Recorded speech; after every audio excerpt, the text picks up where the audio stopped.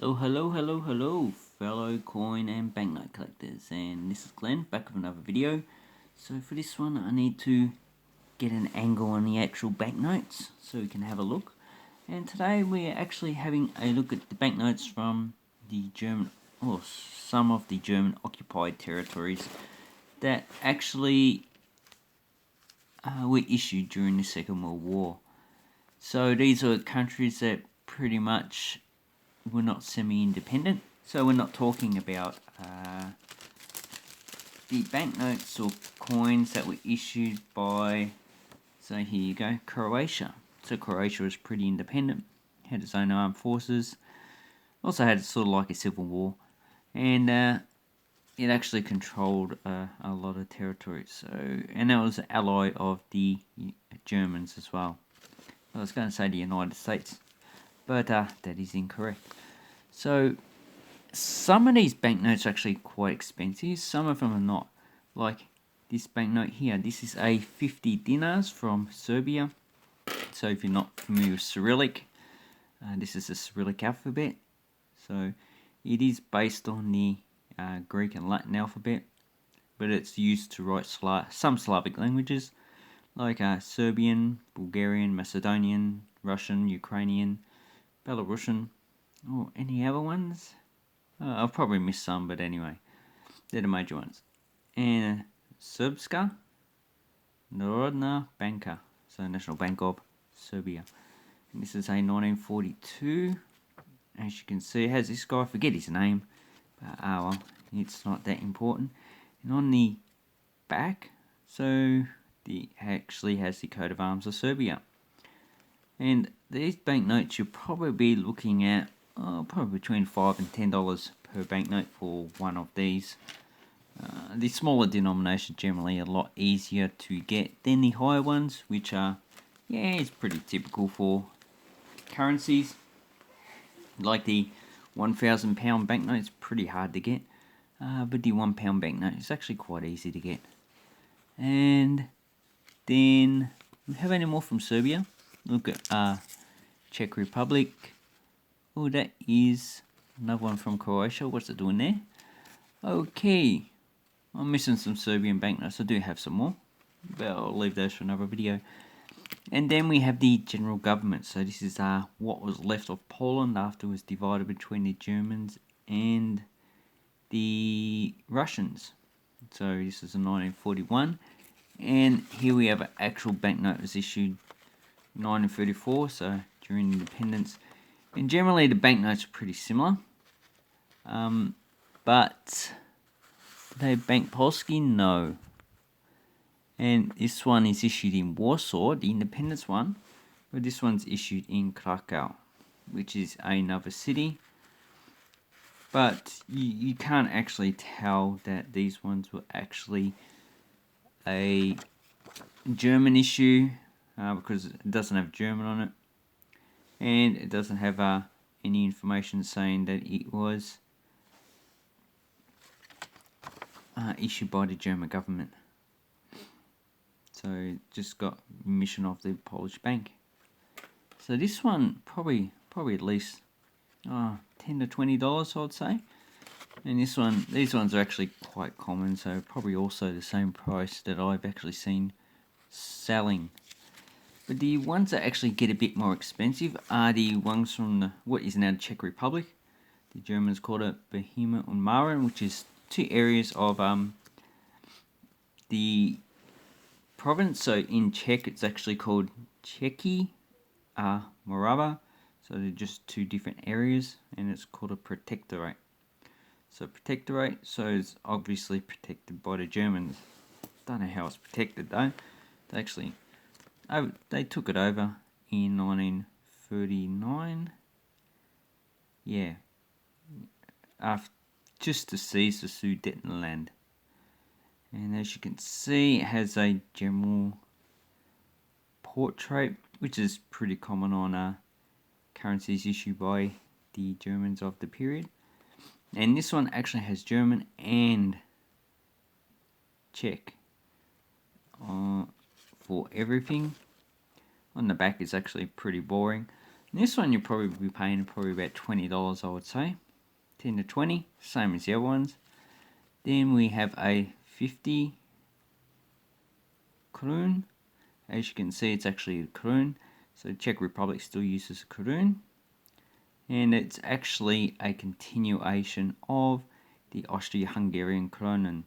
So as you can see, it's in kronen as well.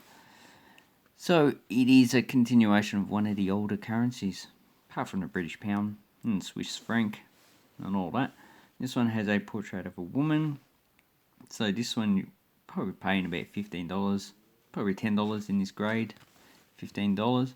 But if you want uncirculated, you're going to be paying hundreds of dollars actually. And on the back we have the Czech coat of arms. So you can see Slovakia is not here. So Slovakia was pretty much independent like Croatia. But it speaks a similar language to the Czechs. But they're all Slavic anyway. And the highest one I've got is this 100 kronen. Stole korun. And this one has a portrait of Prague. And the statue, can't remember where the statue is. It's got $11, but don't worry, that's an old price. This one you're probably paying $25 to $30 for, a very good condition.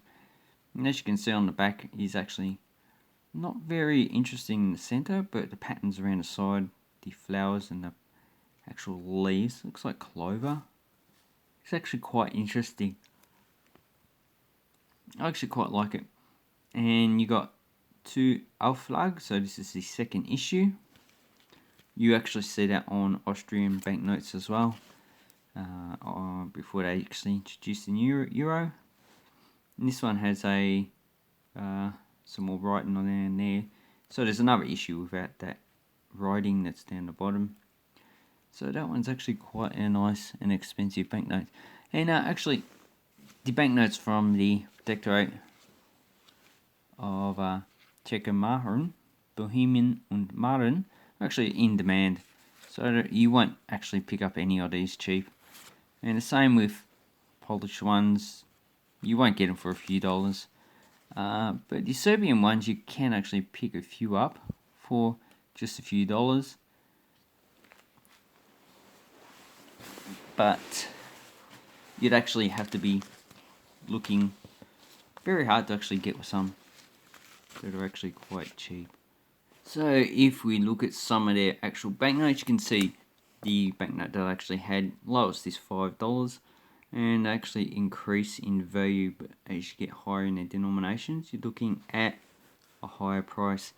So if I actually change this to lowest and the category to banknotes, because you do get stamps, so you can see, yeah, and the coins are actually very expensive from Serbia of the Second World War. They just are the half, 1, 2, and 10 dinar. And as you can see, the cheapest one is the 50 dinars. $36 for a 500. So they'd actually get quite expensive. So if we have a look at Bohemia and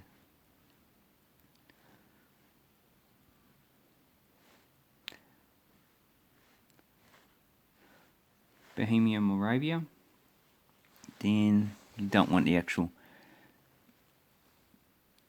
stamps. Look at them, just the notes, because the coins are actually quite cheap for Bohemian Moravia. Pick them up for probably $1 or $2 each. As you can see, they actually get expensive. So the 100, the cheapest. Do I have it on the cheapest? Yeah, the lowest. You can see $38 for a 100. Then they just increase in value as, and this is actually surprising. I thought that they were not at this price at the moment.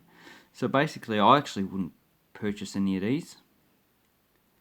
And then you got international sellers. They're also not very cheap. But you don't want cheap, you just want a good quality. Something that can actually hold its value for a longer period of time. And what's the other one I have? Maybe look up general government. So, general government. Nope. Category. Does it have coins? Yep. Notes. Okay, so no. So maybe if you want, look up Poland. Get rid of that.